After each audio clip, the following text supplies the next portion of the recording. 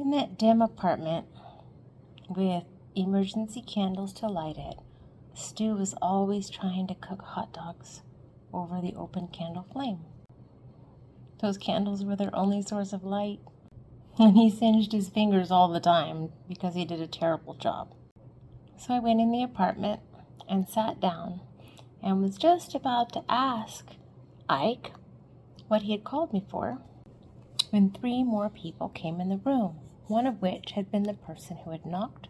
So 2 of them were holding this third guy by his arms, and he was kind of kneeling between them, but kind of being dragged into the room with his feet not really underneath him. They brought him into the room and shut the door behind him, and now they were blocking the exit. Naturally, I started to panic. So one of the guys who had brought the third guy in asked me, "Is this the guy that took stuff from Culligan?" I had no idea. I had never seen this guy before, and I had no idea who it was that Culligan had dealt with when he did. I looked around the room, looking for another exit, a way out, a window, but there wasn't any. The window was blocked by the couch, and there was no getting through it. At this point, the other guy, holding the guy in the middle, said, "What should we do with him?" I looked around. Was he talking to me? Panic filled my stomach. I didn't know what to say. I opened my mouth, but only a small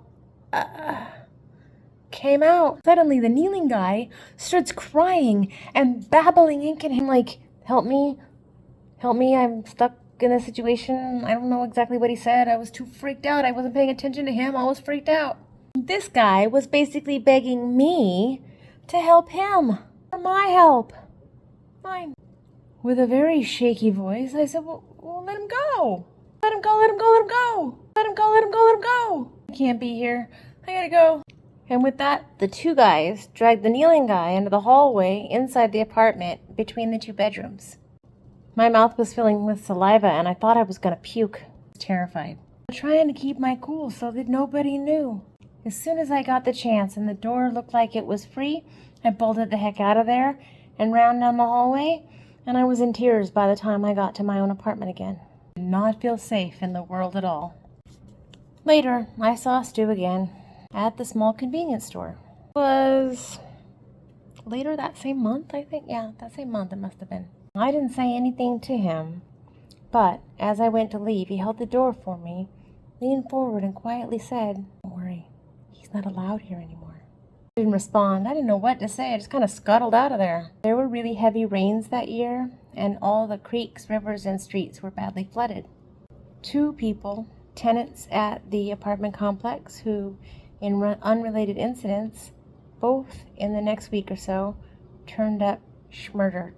Not any of the ones we're speaking about in this story, just to let you know. So by some miracle, we moved out of those apartments and into another apartment where we were able to stay rent-free for a little while, so thanks to somebody that I knew who was able to make flexible arrangements for us temporarily.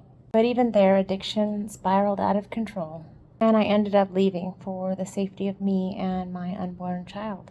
During this whole time, my family completely avoided me. Even went as far as to turn out the lights, crawl around quietly on the living room floor, and pretend like there was nobody home when we showed up for family gatherings, get-togethers, and events during this time. One of them told me later. It was a really lonely time for me. I turned 18 that year. The only happy birthday wish I got was a chocolate cake left on my porch that said happy birthday from an aunt, also on drugs, who came by later that day to steal my car stereo. She'll definitely make it into future episodes.